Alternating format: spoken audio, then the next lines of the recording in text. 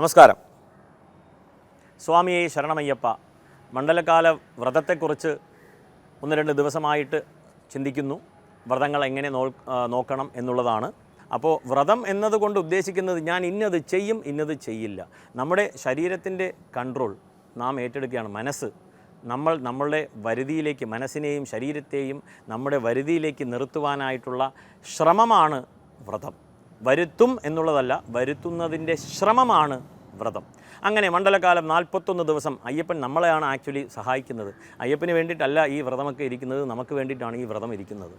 അങ്ങനെ മാലയിടുന്നു, രാവിലെയും വൈകിട്ടും ക്ഷേത്രങ്ങളിൽ പോകുന്നു, നാമജപം ചെയ്യുന്നു. പ്രധാനമായിട്ടുള്ളത് ആഹാര ക്രമീകരണം. ഈ മണ്ഡലകാലത്തെങ്കിലും ഈ ശരീരമൊന്ന് ശുദ്ധീകരിക്കണം എന്നുള്ളതാണ്. ഇന്ന് ഹെൽത്ത് കോൺഷ്യസ് ആയി വരുന്നുണ്ട് നമ്മുടെ തലമുറ, പുതിയ തലമുറയെല്ലാം തന്നെ. വളരെയേറെ അഭിനന്ദിക്കേണ്ട ഒരു കാര്യമാണ്, ഒരു വസ്തുതയാണ്. ആഹാര ക്രമീകരണത്തിലേക്ക് നമുക്ക് എന്തൊക്കെ ശ്രദ്ധിക്കാം എന്നുള്ളതാണ്.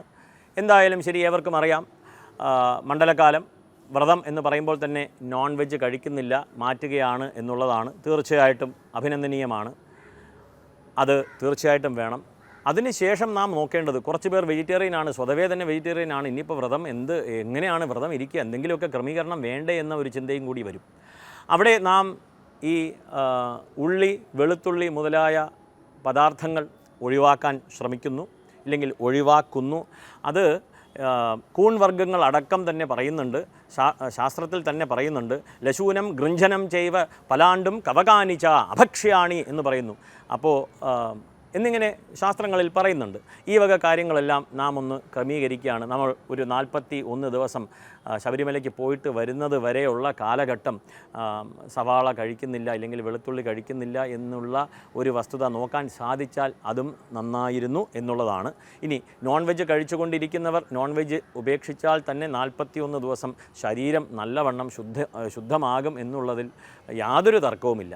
ഇനി ഒരു കാര്യം ഇവിടെ സ്മരിക്കേണ്ടത്, ഈ കാലഘട്ടത്ത് അത്യധികം പ്രസക്തമായ മറ്റൊരു വിഷയം ജങ്ക് ഫുഡ് നിർത്തുക എന്നുള്ളതാണ്. ബേക്കറിയിൽ നിന്നുള്ള പലഹാരങ്ങളെല്ലാം നിർത്തിയാൽ തന്നെ അതൊരു വലിയ വ്രതമായി മാറ്റപ്പെടും.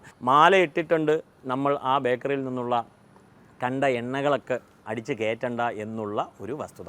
അതുപോലെ തന്നെ നമുക്ക് ലഭ്യമായ പലതരത്തിലുള്ള പാനീയങ്ങളുണ്ട്, ഇതെല്ലാം നിർത്തുക. ഈ വ്രതത്തിൻ്റെ പേരിൽ ശരീരം ശുദ്ധിയാകും എന്നുള്ളതിൽ തർക്കമില്ല. ഇനി ആഹാരം, ചോറ്, അരിയാഹാരം 3 നേരം കഴിക്കാമോ? സാധിക്കുന്നവർക്ക് ഒരു നേരം അരിയാഹാരം കഴിക്കുക, മറ്റു 2 നേരം എന്നുള്ളത് ലളിതമായി ഭക്ഷണ ക്രമീകരണം. ഇതെല്ലാം തന്നെ അവരവർക്ക് സാധിക്കുന്ന രീതിയിൽ ഭക്ഷണ ക്രമീകരണം ചെയ്യുക എന്നുള്ളതാണ്. സാധിക്കുന്നവർ രാത്രി മുഴുവനും സന്ധ്യയ്ക്ക് മുന്നേ തന്നെ ഭക്ഷണം കഴിക്കുക, അതിനുശേഷം ഭക്ഷണം കഴിക്കാതിരിക്കുക. അതും ഒരു ഇൻ്റർമിറ്റൻറ്റ് ഫാസ്റ്റിംഗ് എന്നുള്ള പേരിൽ തന്നെ ഇന്ന് പ്രസിദ്ധമാണ്. മറ്റൊരു വിഷയം, സന്ധ്യാസമയത്ത് ഭക്ഷണം കഴിക്കരുത്. അത് മണ്ഡലകാലമായാലും ശരി, അല്ലെങ്കിലും ശരി. സന്ധ്യയ്ക്ക് നാം എല്ലാവരും ഇന്ന് കുറേ സ്ഥലത്ത് കണ്ടുവരുന്നുണ്ട്.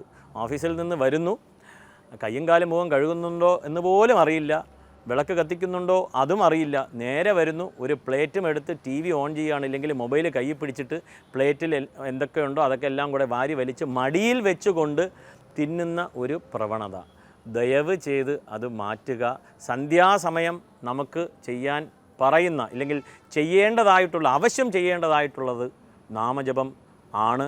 ഇല്ലെങ്കിൽ നമുക്ക് പഠിക്കാം, അധ്യാപനം, ഈ വക കാര്യങ്ങളെല്ലാം തന്നെ, ധർമ്മശാസ്ത്രം, ശാസ്ത്ര ഗ്രന്ഥങ്ങളെല്ലാം തന്നെ നമുക്ക് പഠിക്കാം. ഇല്ലെങ്കിൽ സ്കൂളിലെ പുസ്തകങ്ങൾ പഠിക്കാം, അതിനെല്ലാം സന്ധ്യാസമയം ഉപയോഗിക്കാം, നാമം ജപിക്കാം.